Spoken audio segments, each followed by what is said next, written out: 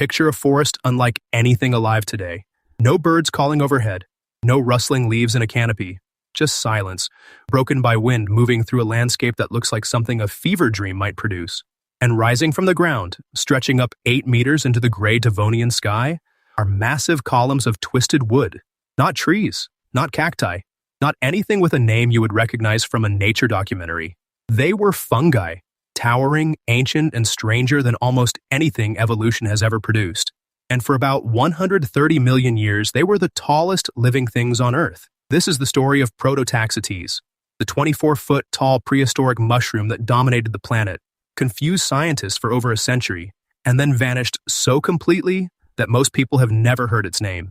To understand what Prototaxites actually was, you need to erase almost everything you know about the natural world and start over. Roughly 420 million years ago, during the Silurian and Devonian periods, the land was almost bare. Plants had only recently made the jump from water to land, and they were tiny. The most ambitious vegetation on the planet was maybe a few feet tall, low-growing mats of primitive mosses and liverworts clinging to the edges of rivers and shallow seas. There were no flowers, no grasses, no proper trees. The landscape looked less like a forest and more like a rocky shoreline covered in green stubble. Into this barren world came Prototaxites, a living structure that dwarfed everything around it, built from millions of interwoven tubes just a fraction of a millimeter wide. Twisted together so tightly they formed something harder and denser than the soft plant matter surrounding it. From a distance, if you could have stood there, it might have looked like a pale log standing upright, a column of organic material bleached and scarred by time. Up close, the texture was entirely unlike wood, unlike bark, unlike anything modern. Scientists first discovered fossils of this organism in 1859, and for the next 140 years, they had absolutely no idea what they were looking at. The original classification was straightforward, or so everyone thought. The fossils looked like conifer wood. The internal tube structure vaguely resembled plant tissue. So the researcher who first described the specimen named it accordingly, slotting it into the plant kingdom and moving on. That classification stuck for decades, partly because the fossil record from this period is incomplete, and partly because nobody had a better explanation. Then the argument started. Over the following century, different scientists looked at the same fossils and reached wildly different conclusions. Some said it was a giant alga, the kind of primitive photosynthetic organism that still carpets the floors of shallow oceans. Others insisted it was a lichen, which is itself a partnership between fungi and algae, so intimate the two organisms can no longer survive without each other. A few researchers proposed it might be a rolled-up mat of primitive plants, compressed by geological pressure into something that only looked like a single structure. The debate was polite but unresolved, sitting in the background of paleontology for generations. One of those questions that specialists acknowledged and then set aside because the evidence was insufficient to settle it definitively. The answer finally came in 2007, when a team of researchers led by Francis Huber and C. Kevin Boyce applied carbon isotope analysis to well-preserved Prototaxites fossils.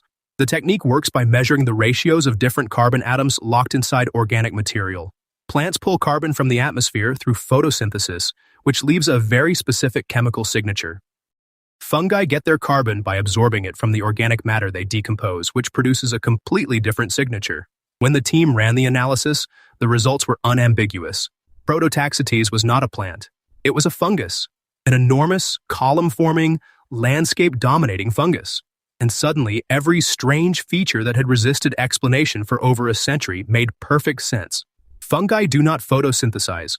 They are decomposers, breaking down organic material and absorbing nutrients directly through their cell walls. In the Devonian period, this was an extraordinarily powerful survival strategy.